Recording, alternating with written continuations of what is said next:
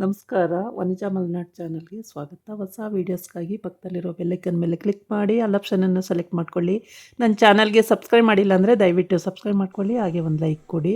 ಇವತ್ತು ನಾನು ಪನ್ನೀರ್ ಎಗ್ ಬುರ್ಜಿ ಮಾಡ್ತಾಯಿದ್ದೀನಿ. ಪನ್ನೀರ್ ಎಗ್ ಬುರ್ಜಿ ಅಂದರೆ ಬರೀ ಎಗ್ಗಲ್ಲೇ ನಾವು ಎಗ್ ಬುರ್ಜಿ ಮಾಡ್ತೀವಿ. ಇದು ಪನ್ನೀರ್ ಹಾಕಿ ಮಾಡುವಂಥದ್ದು ತುಂಬ ಚೆನ್ನಾಗಿರುತ್ತೆ.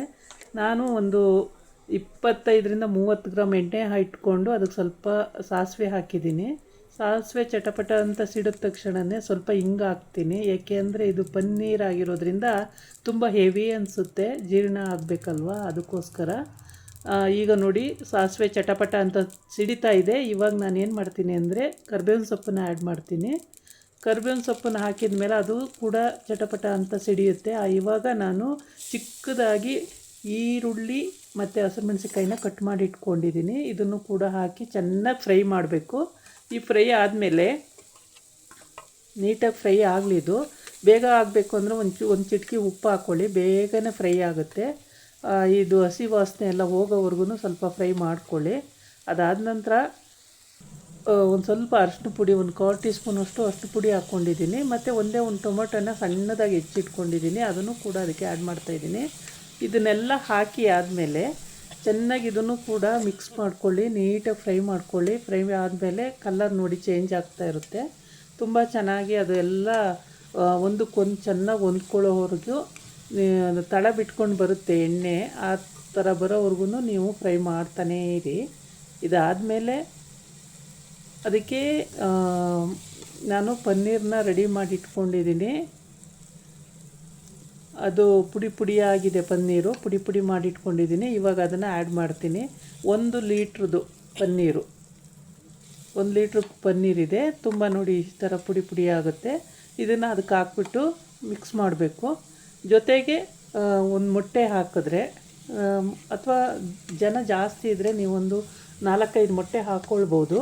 ಕಡಿಮೆ ಇರೋದ್ರಿಂದ 1-2 ಮೊಟ್ಟೆ ಹಾಕ್ಕೊಳ್ಳಿ. ನಾನು 1 ಮೊಟ್ಟೆ ಹಾಕ್ತಾಯಿದ್ದೀನಿ ಇಲ್ಲಿ, ಜಾಸ್ತಿ ಹಾಕ್ತಾಯಿಲ್ಲ. ಏಕೆಂದರೆ ಇದೇ ಹೆವಿ ಇದೆ, ಯಾವುದು ಹೇಳಿ, ಪನ್ನೀರೇ ಹೆವಿ ಇದೆ. ಹಾಗಾಗಿ ನಾನು ಒಂದು ಮೊಟ್ಟೆ ಹಾಕ್ತಾಯಿದ್ದೀನಿ. ಈ 1 ಮೊಟ್ಟೆ ಹಾಕಿ ಉಪ್ಪು, ರುಚಿಗೆ ತಕ್ಕಷ್ಟು ಉಪ್ಪು ಹಾಕ್ಕೊಳ್ಳಿ. ಬೇಕಂದರೆ ಸ್ವಲ್ಪ ಗರಂ ಮಸಾಲೆನೂ ಕೂಡ ಹಾಕ್ಕೊಳ್ಬೋದು. ನಾನಿಲ್ಲ ಹಾಕಿಲ್ಲ, ಸ್ಕಿಪ್ ಮಾಡಿದ್ದೀನಿ. ನೀವು ಬೇಕಂದರೆ ಗರಂ ಮಸಾಲೆ ಹಾಕ್ಕೊಳ್ಳಿ, ಒಳ್ಳೆ ಟೇಸ್ಟ್ ಕೊಡುತ್ತೆ. ಇದಾದಮೇಲೆ ಚೆನ್ನಾಗಿ ಮಿಕ್ಸ್ ಮಾಡ್ಕೊಳ್ಬೇಕು. 1 ಮೊಟ್ಟೆ ಒಡೆದಾಕ್ಬಿಟ್ಟು ಚೆನ್ನಾಗಿ ಮಿಕ್ಸ್ ಮಾಡ್ಕೋಬೇಕು. ಸ್ವಲ್ಪ ಕೊತ್ತಂಬರಿ ಸೊಪ್ಪನ್ನು ಆ್ಯಡ್ ಮಾಡ್ತಾಯಿದ್ದೀನಿ. ಕೊತ್ತಂಬರಿ ಸೊಪ್ಪನ್ನು ಆ್ಯಡ್ ಮಾಡಿ ಪನ್ನೀರ್ನೆಲ್ಲ ಚೆನ್ನಾಗಿ ಒಂದು ಕಡೆಯಿಂದ ಮಿಕ್ಸ್ ಮಾಡ್ಕೊಂಡು ಬನ್ನಿ. ಆದಮೇಲೆ ನೀವು 1 ಮೊಟ್ಟೆನ ಒಡೆದ್ಬಿಟ್ಟು ಅದಕ್ಕೆ ಹಾಕಿದ್ರೆ ಎಕ್ಸ್ಟ್ರಾಡಿನರಿ ಟೇಸ್ಟ್ ಕೊಡುತ್ತೆ, ತುಂಬ ಚೆನ್ನಾಗಿರುತ್ತೆ. ನೀವು ಬೇಕಾದ್ರೆ ಒಂದು ಸಲ ಪ್ರಯತ್ನ ಪಡಿ. ಭಾಳನೇ ಟೇಸ್ಟ್ ಇರುವಂಥ ಈ ಎಗ್ ಬುರ್ಜಿ, ಇದು ಪನ್ನೀರ್ ಎಗ್ ಬುರ್ಜಿ. ಈ ಎಗ್ ಬುರ್ಜಿ ತಿನ್ನೋದಕ್ಕೆ ತುಂಬಾ ಟೇಸ್ಟ್ ಇದೆ. ಹಾಗೆ ಕೂಡ ತಿನ್ಬೋದು ನೀವು, ಚಪಾತಿ, ಪೂರಿ, ಅದ್ರ ಜೊತೆಗೆಲ್ಲ ಕೂಡ ತುಂಬಾ ಒಳ್ಳೆ ಕಾಂಬಿನೇಷನ್ ಇರುತ್ತೆ, ಚೆನ್ನಾಗಿರುತ್ತೆ. ಬಂದು ಗೆಸ್ಟ್ಗಳಿಗೂ ಕೂಡ ಬೇಗ ಮಾಡಿಕೊಡುವಂಥದ್ದು. 5 ನಿಮಿಷನಷ್ಟರೊಳಗೆ ಇದು ರೆಡಿ ಆಗುತ್ತೆ. ಮಾಡಿ ನೋಡಿ, ಬೇಕಾದರೆ ನೀವೇ ಹೇಳ್ತೀರಾ ಇಷ್ಟು ಚೆನ್ನಾಗಿದೆ ಅಂತ ಹೇಳ್ಬಿಟ್ಟು.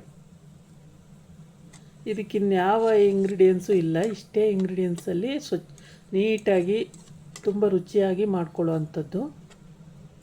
ಒಂದು 5 ನಿಮಿಷ ಈ ಥರ ಎಲ್ಲ ಮಿಕ್ಸ್ ಕೊಟ್ಬಿಟ್ಟು ಲೆಡ್ ಕ್ಲೋಸ್ ಮಾಡಿಬಿಡಿ. ಚೆನ್ನಾಗಿ ಬೆಂದ್ಕೊಳ್ಳುತ್ತೆ. ಕಡಿಮೆ ಉರಿ ಮಾಡಿಕೊಂಡು ಇಟ್ಬಿಟ್ರೆ ಅದ್ರ ಪಾಡಿಗೆ ಅದು ಚೆನ್ನಾಗಿ ಬೇಯ್ಕೊಂಡಿರುತ್ತೆ.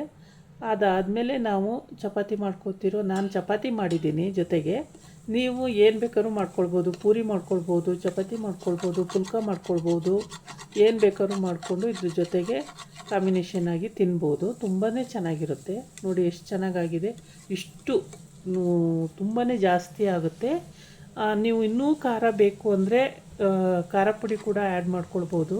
ಚಪಾತಿ ರೆಡಿ ಇದೆ. ಇವಾಗ ನಾನು ಈ ಪನ್ನೀರ್ ಎಗ್ ಬುರ್ಜಿನ ಹಾಕ್ತಾಯಿದ್ದೀನಿ. ಇದು ಹಾಕ್ಕೊಂಡು ನೀವು ತಿಂದು ನೋಡಿ, ಟೇಸ್ಟ್ ತುಂಬ ಚೆನ್ನಾಗಿರುತ್ತೆ.